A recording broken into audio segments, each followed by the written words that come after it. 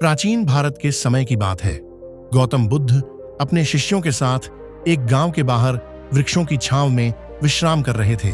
चारों ओर शांति थी। पक्षियों की मधुर ध्वनि और दूर से आती नदी की कलकल उन्हें एकाग्रता में डुबो देती थी। तभी एक युवा ब्राह्मण उनके पास आया और हाथ जोड़कर बोला, भगवान, मैं बड़ा दयालु हूं, हर किसी की मदद करता हूं, फिर भी मुझे लोग मूर्ख समझते हैं, मेरा फायदा उठाते हैं। क्या दया करना गलत है? बुद्ध मुस्कुराए।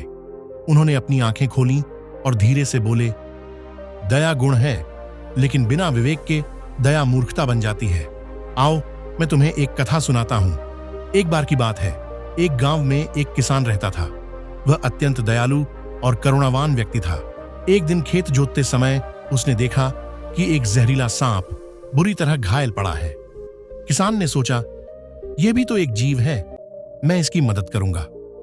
उसने लकड़ी की मदद से सांप को उठाया, जड़ी बूटियां लगाईं और अपने झोले में डालकर घर ले आया। कुछ दिनों में सांप ठीक हो गया, लेकिन जैसे ही उसकी ताकत लौटी, उसने किसान को डस लिया। किसान तड़पते हुए बोला, मैंने तेरा क्या बिगाड़ा था? सांप बोला, तू मूर्ख है, तुझे यह समझना चाहिए था कि मैं सांप हूं, मेरा स्वभाव ही डसना है। बुद्ध बोले, दयालुता तभी तक गुण है जब तक वह विवेक से जुड़ी हो। बिना विवेक की दया अक्सर अहंकारी, स्वार्थी या हिंसक प्रवृत्ति वाले लोगों को और अधिक शक्ति देती है। बुद्ध ने फिर उस ब्राह्मण से पूछा, तुम किसे दया कहते हो? ब्राह्मण बोला, जो भी दुखी हो मैं उसकी मदद कर देता हूं। किसी ने गलती की हो फिर भी मैं माफ कर देता हूं। बुद्ध बोले, माफ करना और मदद करना शुभ है, लेकिन बार बार एक ही गलती करने वालों को क्षमा देना, यह अपने ऊपर अन्याय है और उस व्यक्ति को भी बर्बाद करना है। उन्होंने एक और कथा सुनाई जिसका शीर्षक है मूर्ख बंदर और जलता जंगल। एक जंगल में आग लग गई। सारे जानवर भागने लगे। एक बंदर ने देखा कि एक अजगर आग में फंसा हुआ है। सभी जानवर चिल्ला रहे थे, मत बचाना, वह तुझे खा जाएगा। बंदर बोला, दया सब पर होनी चाहिए। वह दौड़कर गया और अपनी जान जोखिम में डालकर अजगर को बचा लिया। अजगर कुछ समय शांत रहा, लेकिन फिर उसने धीरे धीरे बंदर को घेर लिया और निगल गया।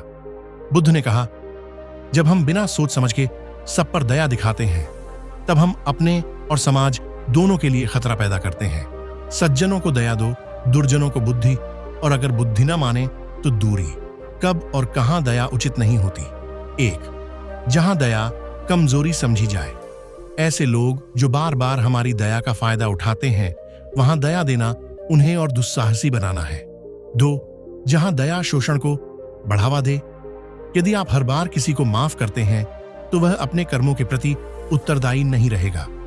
3. जहां दया अन्याय को समर्थन दे। किसी अपराधी को बार बार माफ करना उसके अपराध को मान्यता देना है।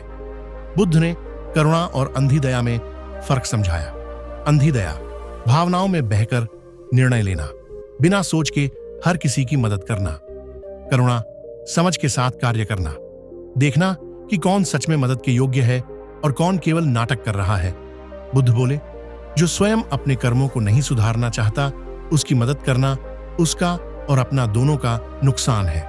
हर दुखी व्यक्ति सहायता के योग्य नहीं होता। पहले देखें कि वह अपने दुख का कारण स्वयं तो नहीं। बार बार क्षमा देना किसी को बर्बाद भी कर सकता है। भावनाओं में बहकर निर्णय मत लो। जब भी किसी पर दया करो, पहले यह सोचो, क्या इससे उसका और समाज का भला होगा? बुद्ध ने उस ब्राह्मण को देखा और शांत स्वर में बोले, जैसे डॉक्टर हर मरीज को एक ही दवा नहीं देता, वैसे ही हर व्यक्ति को एक जैसी दया नहीं दी जा सकती। सज्जनों पर दया से वह और विनम्र बनते हैं, लेकिन दुष्टों पर दया उन्हें और दुस्साहसी बना देती है। ब्राह्मण ने सिर झुका लिया और कहा, भगवान, आज समझ में आया कि मेरी दया क्यों मेरे विरुद्ध हो गई थी।